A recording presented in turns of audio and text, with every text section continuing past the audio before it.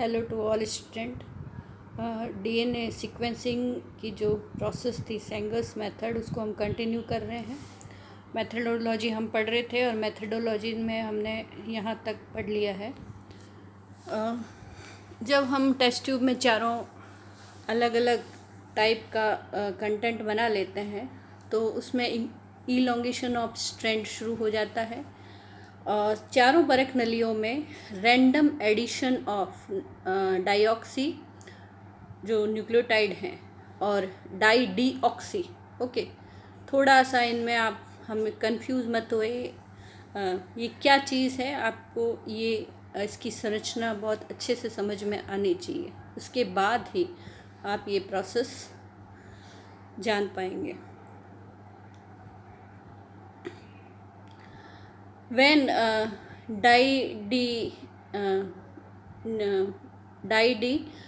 nucleotide added strand extension terminate, okay, जब भी ये डाईडीऑक्सी न्यूक्लियोटाइड जो हैं NAT, DD, NTP, ये जैसे ही जुड़ेंगे स्ट्रैंड में, उसके आगे डीएनए नहीं बनेगा, वहीं पर डीएनए सिंथेसिस की प्रोसेस रुक जाएगी। ओके, क्योंकि यह इसके पास जो है थर्ड कार्बन पर OH नहीं होता, सिर्फ H होता है, तो यह नेक्स्ट न्यूक्लियोटाइड को जुड़ने नहीं देता। Being random, all possible length of DNA fragments are generated having a terminal fluorescence labeled dideoxynucleotide। Okay, ये आपको याद रखना है कि ये जो हम डाल रहे हैं ये फ्लोरोसेंस लेवल्ड है, यानी इसमें से रेडिएशंस निकलती हैं जिसको हम आसानी से स्पेक्ट्रोस्कोप में पता लगा सकते हैं कि कौन सी जगह अटैच है फ्रेगमेंट में, कितनी लेंथ का है। ओके, कहाँ पर हमारा जो डाईडीऑक्सी NTP अटैच है, और जब हमें पता है कि उस लेंथ पर जाके जुड़ा है और इसमें हमने डाईडीऑक्सी साइटोसिन डाला है, तो हमें ये पता चलता है कि उसके सामने वाला जो न्यूक्लियोटाइड था वो कहाँ पर, वो कौन सा है। ओके, तो इस विधि से, कम्प्लीमेंट्री प्रोसेस की विधि से हम इसमें जीन सीक्वेंसिंग कर पाते हैं, डीएनए सीक्वेंसिंग कर पाते हैं। Product of this reaction is subjected to gel electrophoresis. Gel electrophoresis क्या होता है? जेल इलेक्ट्रोफोरेसिस में एक उपकरण है जिसमें हम डीएनए के खंड जब डालते हैं तो वह चार्ज्ड होने की वजह से रन करते हैं। ओके, माइनस प्लस की तरफ रन करते हैं, और जो जितना ज़्यादा भारी और बड़ा होगा वो धीरे रन करेगा, जो छोटा फ्रेगमेंट होगा वो जल्दी दौड़ेगा। तो इस विधि पर उनकी लेंथ के अकॉर्डिंग जेल इलेक्ट्रोफोरेसिस में डीएनए सेपरेट हो जाते हैं। ओके, क्योंकि डीएनए एक चार्ज्ड मॉलिक्यूल होता है। ओके, तो वो अपोजिट चार्ज की तरफ रन करता है। If dideoxynucleotide is added early the fragment will be short. अगर ये सबसे पहले ही जुड़ जाता है, मान लीजिए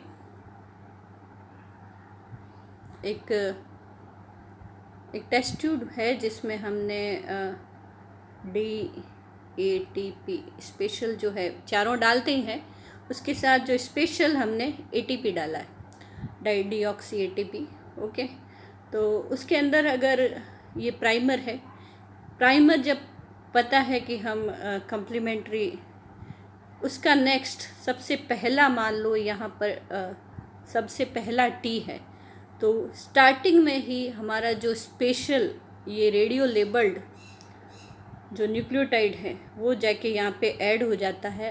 अब आगे डीएनए नहीं बनेगा।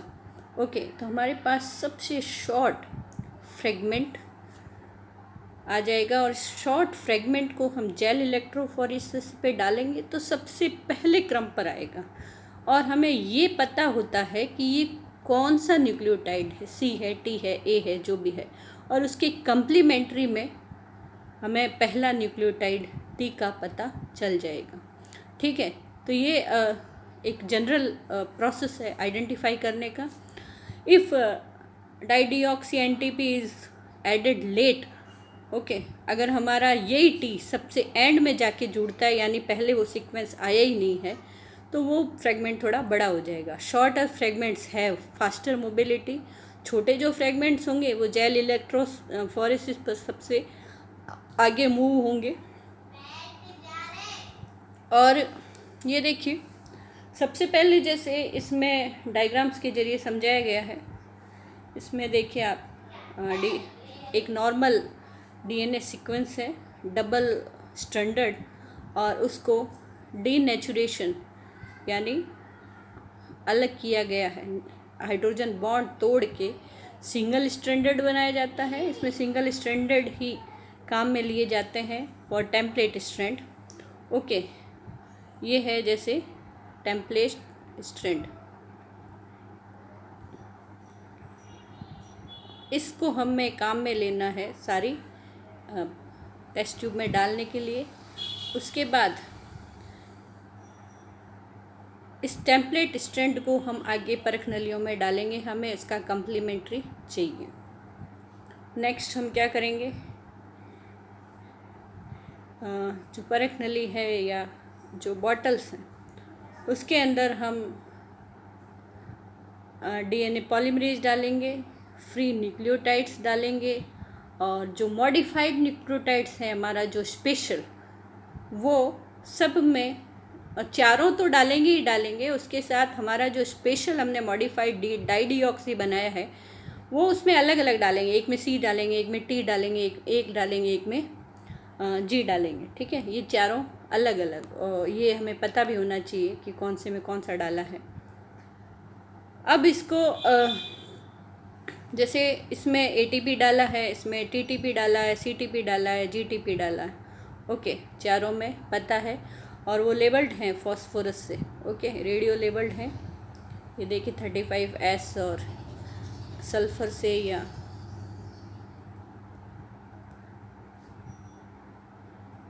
ओके, जिससे हमें इसको वापस फाइंड आउट करने में कि कहाँ पर कौन सा स्पेशल जुड़ा हुआ है, कौन सा फ्रेगमेंट के एंड में, तो वो हमें पता चल जाता है। डाइडिऑक्सी न्यूक्लियो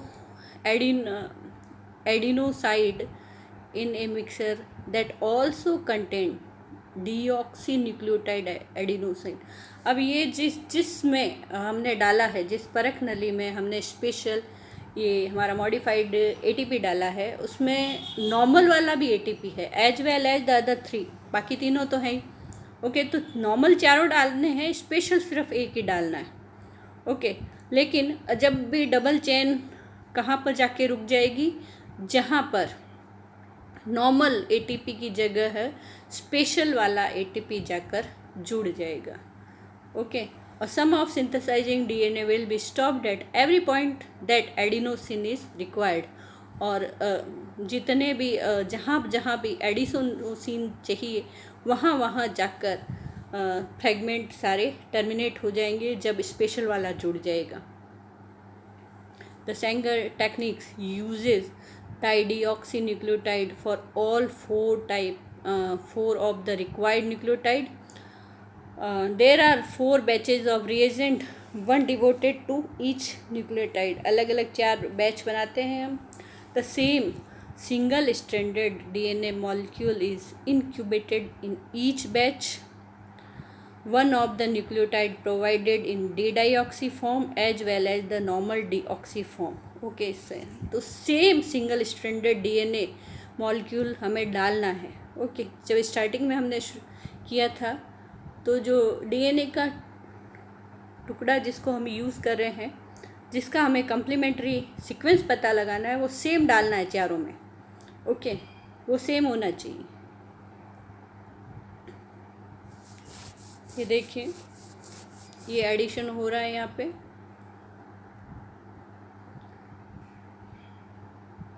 प्राइमर के साथ साथ हम ऐड कर रहे हैं, प्राइमर के साथ साथ उसके साथ हम यहाँ पर फ्री न्यूक्लियोटाइड डाल रहे हैं, नॉर्मल न्यूक्लियोटाइड। ओके, चारों नॉर्मल न्यूक्लियोटाइड डाले हैं। वो यहाँ पर हम स्पेशल अलग अलग जो डाइडिऑक्सी है, जिसने एक में C डाल दिया, एक में T डाल दिया, एक में A डाल दिया, चौथे में G डाल दिया. Okay. Among the 4 batches, synthesis has been arrested at every site in the DNA fragment to keep the batches separate and अब हम उसमें लास्ट में कितना बना है, क्या बना है, वो सारे फ्रेगमेंट निकाल कर हम इलेक्ट्रोफोरेसिस पर डालते हैं.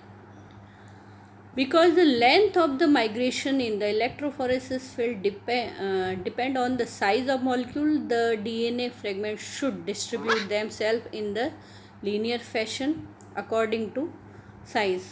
अब मैंने आपको बताया था कि जो जेल इलेक्ट्रोफोरेसिस है उसमें जो DNA मॉलिक्यूल का जो साइज है उसके अकॉर्डिंग वो सेपरेट हो जाते हैं. ओके, लाइन से सबसे छोटा मॉलिक्यूल आगे, और उस मॉलिक्यूल के एंड में क्या है वो हम पता लगा सकते हैं सबसे एंड में.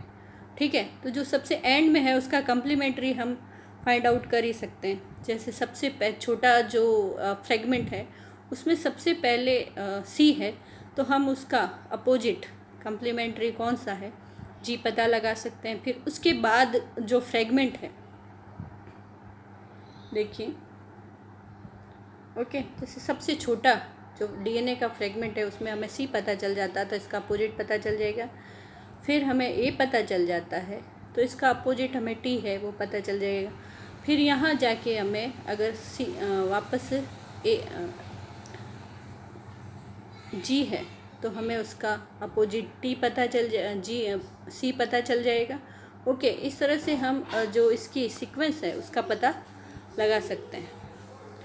After the reaction, gel electrophoresis was done in 4 different lenses. Matching was done using radiographic reading of the lens. ठीक है, तो हम रेडियोग्राफिक जो रीडिंग है उससे हम एग्जैक्ट उसकी लोकेशन और कौन सा वाला स्पेशल मॉडिफाइड न्यूक्लियोटाइड है उसका पता लगा सकते हैं. ये देखिए, इस तरह से जो लीनियर अरेंजमेंट्स, सबसे छोटा अगर टर्मिनेट होता है ये G है,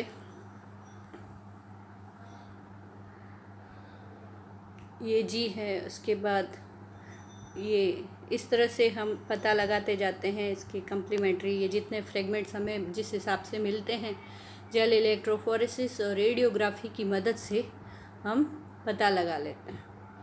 ठीक है, आप इस मेथड को बहुत अच्छी तरह से याद कीजिए. काफ़ी अच्छा आंसर लिख सकते हैं इसमें, काफ़ी अच्छी प्रोसेस है और एक बार समझने के बाद में समझ में आ जाएगी. Okay, thanks for watching.